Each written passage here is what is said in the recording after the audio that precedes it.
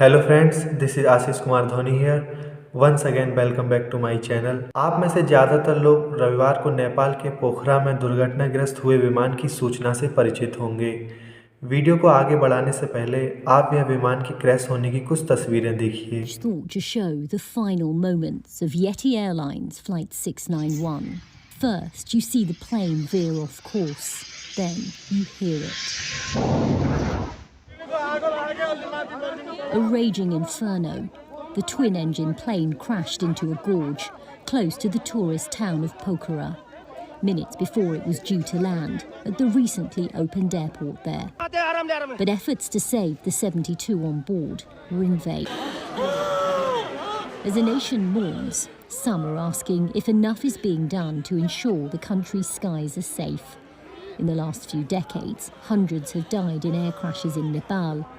As families grieve, they also जी हाँ, want यह answers. विमान नेपाल के यति एयरलाइंस का है। इस विमान में दुर्घटना के दौरान कुल 72 लोग सवार थे। नेपाल के अधिकारी मान रहे हैं कि इनमें से कोई भी जीवित नहीं बचा है। अब तक 69 लोगों के शव मिल चुके हैं, ऐसा बताया जा रहा है। हादसे में 5 भारतीय लोग भी शामिल हैं। घटना बहुत दर्दनाक है, शोक की लहर सभी के परिवार में होगी। लेकिन आज हम बात करने वाले हैं अंजू खातीवाड़ा की, जो इस विमान की पायलट थी। अंजू की कहानी विमान में सवार दूसरे लोगों से अलग है। उनके परिवार में से वे दूसरी व्यक्ति हैं जो विमान हादसे में मारी गई हैं। आज से करीब 16 साल पहले अंजू के पति दीपक पोखरेल की मौत भी विमान हादसे में ही हुई थी। वो विमान भी यति एयरलाइंस का ही था। दीपक नेपाल आर्मी के लिए हेलीकॉप्टर उड़ाते थे।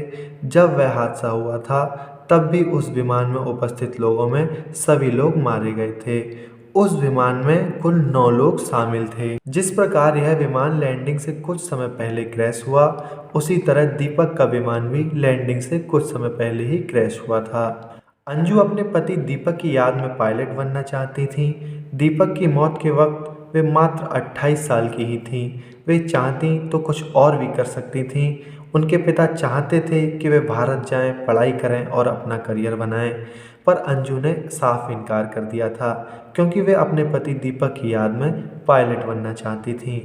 यति एयरलाइंस के प्रवक्ता सुदर्शन बारतौला बताते हैं, अंजू को अपने पति के मौत के बाद बीमा की जो रकम मिली थी उससे उन्होंने विमान उड़ाने की ट्रेनिंग में खर्च कर दिया था। वे बताते हैं, अंजू एक बहुत ही अनुभवी पायलट थी। अंजू को लगभग 6300 घंटे विमान उड़ाने का अनुभव था। वे 2010 में यति एयरलाइंस से जुड़ी थीं। यह वही एयरलाइंस कंपनी थी जहां अंजू के पति दीपक भी काम करते थे। मैं अंजू जी के लिए निशब्द हूँ। बस मैं इतना कहना चाहूँगा, अंजू जी आप प्रेरणा हैं इस दुनिया की हर उस महिला के लिए जो अपने पति के मौत के बाद खुद को कमज़ोर समझने लग जाती हैं। मैंने कुछ लाइनें लिखी हैं अंजू जी के लिए, मैं पेश करना चाहूँगा। दुख भी बहुत था, मोहब्बत भी बहुत थी तेरे पायलट बनने के सफ़र में, पर इन परिस्थितियों में कैसे आगे बढ़ा जाता है यह तूने हम सबको बता दिया। बहुत वक्त लग जाएगा तेरे जैसे को इस दुनिया में फिर से आने में।